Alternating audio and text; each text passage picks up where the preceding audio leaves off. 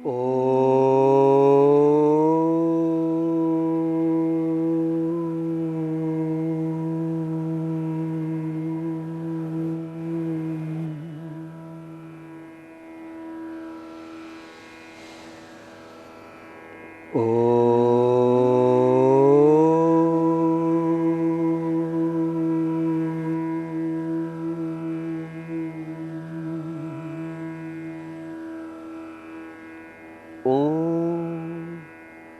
त्र्यंबकं यजामहे सुगंधिं पुष्टिवर्धनम् उर्वारुकमिव बन्धनान् मृत्योर्मुक्षीयमामृता।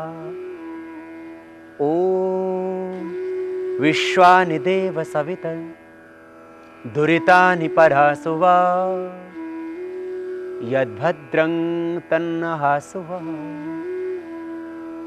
ॐ असतो मा सद्गमय तमसो मा ज्योतिर्गमय मृत्योर्मा अमृतं गमय।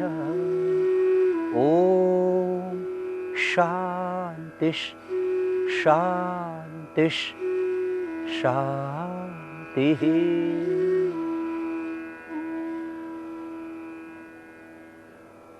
मोटापा और मोटापे के लिए योगाभ्यास कैसे कर सकते हैं आप? ओबेसिटी को योग के द्वारा कंट्रोल। मोटापा नहीं रहेगा योग से, निश्चित रूप से। बस आपको करना पड़ेगा प्राणायाम। और मोटापा जिन कारणों से हो रहा था उनके ऊपर भी थोड़ा सा ध्यान देना होगा। मोटापे का मुख्य कारण है शारीरिक श्रम का अभाव। इसलिए थोड़ी श्रमशीलता लाएं जीवन में। थोड़ी देर प्राणायाम करना प्रारंभ करें पहले, फिर धीरे धीरे अभ्यास आपका बढ़ेगा तो आप और अधिक लंबे समय तक कर सकेंगे। श्रमशीलता का अभाव, शारीरिक श्रम का अभाव एक मुख्य कारण मोटापे। कुछ लोगों को वंशानुगत भी होता है तो कुछ लोगों को थायराइड के कारण से। और वंशानुगत जो होगा उसको आप वंश की परंपरा में जो चला आया था उसको मैं ये कहूं कि आप पूरी तरह से मिटा देंगे ऐसा तो नहीं कह सकता, लेकिन इतनी बात जरूर कहता हूं, आपने यदि प्राणायाम योगाभ्यास करना शुरू कर दिया तो वो आपको मोटापा परेशान नहीं करेगा। अर्थात योगाभ्यास प्रारंभ से ही आपने करना शुरू कर दिया तो वंशानुगत रूप से होने वाला मोटापा आपको ज्यादा बाधित नहीं करेगा। थोड़ा बहुत 5-7 किलो ज्यादा वजन हो जाए तो कोई बड़ी बात नहीं, लेकिन जिन घरों में, परिवारों में 90-90, 1-1 क्विंटल के 90-90 किलो और 1-1 क्विंटल के जो व्यक्ति होते हैं वो समस्या आपको नहीं घेरेगी। ज्यादा खाना भी मोटापे का कारण है। मोटापे का एक कारण ज्यादा खाना, बार बार खाना। भूख से कम खाएं हमेशा आप। सुबह उठ करके पानी जरूर पिएं आप, और खाने के 1 घंटे बाद पानी पिएं। मीठे का प्रयोग ज्यादा ना करें आप। घी और मीठा ये दोनों ही मोटापे को बढ़ाते हैं, इनसे भी बचें। पूरे विश्व के अंदर 20 से 40% युवा मोटापे की चपेट में है। 20 से 40% युवा वर्ग दुनिया का मोटापे से पीड़ित है, और 10 से 20% पूरी दुनिया के बच्चे मोटापे से ग्रसित है। बहुत बड़ी बात आपको मैं कह रहा हूं कि योग से ये सारे लोग, माने करीब 200 करोड़ लोग कम से कम मोटापे से पीड़ित है।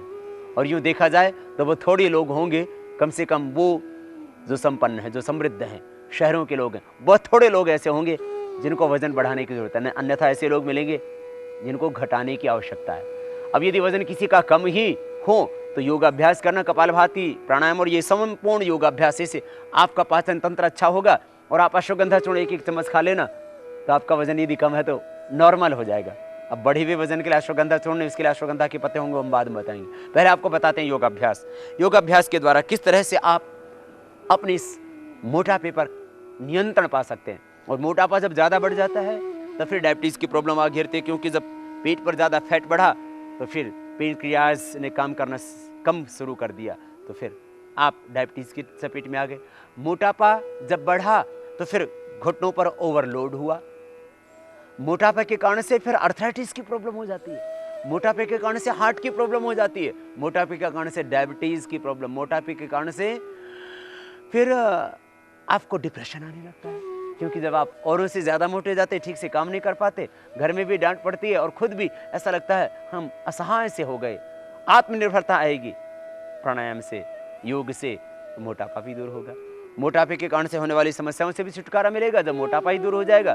मोटापा जब ज़्यादा बढ़ गया तो फिर कमर में भी दर्द होने लगता है, क्योंकि जब पेट ज़्यादा बढ़ गया तो फिर कमर का बैलेंस बिगड़ गया और यूँ पेट आगे सामने तन गया, कमर पीछे से झुक गई। इसलिए आप प्राणायाम करना।